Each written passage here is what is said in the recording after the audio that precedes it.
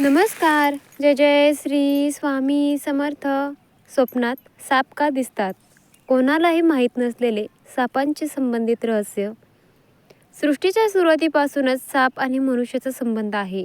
हिंदू शास्त्र आणि पुराणात सापांशी संबंधित अनेक कथा आहेत. हिंदू धर्मग्रंथात सापांना पूज्य मानले जाते. ही भगवान शिवांच्या गळ्यातील हार असून भगवान विष्णूंचा पलंग आहे.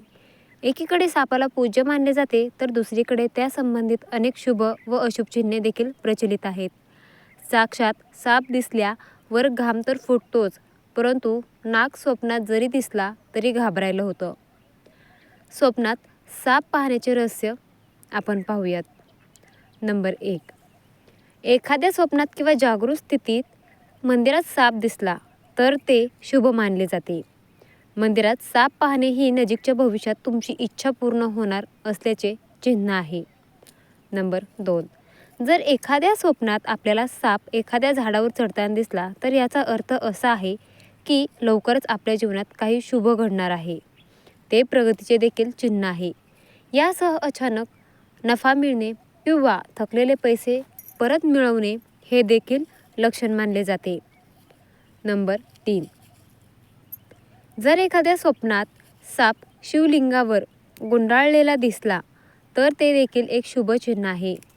याचा अर्थ असा की भगवान शिव यांचे आशीर्वाद तुमच्या पाठीशी आहेत आणि तुम्हाला लवकरच आपल्या कार्यात यश मिळेल. नंबर 4. जर स्वप्नात एखाद्या गरीब व्यक्तीला एखाद्या झाडावरून साप खाली येताना दिसला तर ते त्याच्यासाठी चांगले लक्षण आहे. हे मजबूत संपत्तीचे लक्षण मानले जाते. नंबर 5. आपण काही खास कामासाठी जात असाल आणि त्यावेळी साप आपल्या उजव्या बाजूने मार्ग पार करत असेल तर ते शुभ आहे. हे सूचित करते की आपण ज्या कामाची तयारी करीत आहात ते पूर्ण होईल. नंबर 6. स्वप्नात पांढरा साप पाहणे खूप शुभ मानले जाते. हे संपत्तीचे प्रतीक आहे. नंबर 8. स्वप्नात मृत सर्प पाहणे चांगले नाही. हे नजीकच्या भविष्यात काही मोठ्या संकटांचे सूचक आहे. त्याचे दुष्परिणाम टाळण्यासाठी 5 सोमवारी शिवमंदिरात जाऊन शिवलिंगाला पाणी किंवा कच्चं दूध अर्पित करावं. नंबर 9. जर एखाद्या श्रीमंत व्यक्तीला एखाद्या स्वप्नात एखाद्या झाडावरून खाली येणारा साप दिसला तर हे त्याच्यासाठी मोठ्या नुकसानाचे लक्षण आहे. जर आपणास असे स्वप्न दिसत असेल तर आपण आर्थिक बाबतीत सावधगिरी बाळगणे आवश्यक आहे. नंबर 10. काही महत्त्वाच्या कामासाठी घराबाहेर पडताना डाव्या बाजूने साप मार्गातून निघत असेल तर सावधगिरी बाळगण्याची गरज आहे. आपण ज्या कामासाठी जात आहात त्या पूर्ण झाल्याबद्दल शंका असल्याचे हे लक्षण आहे.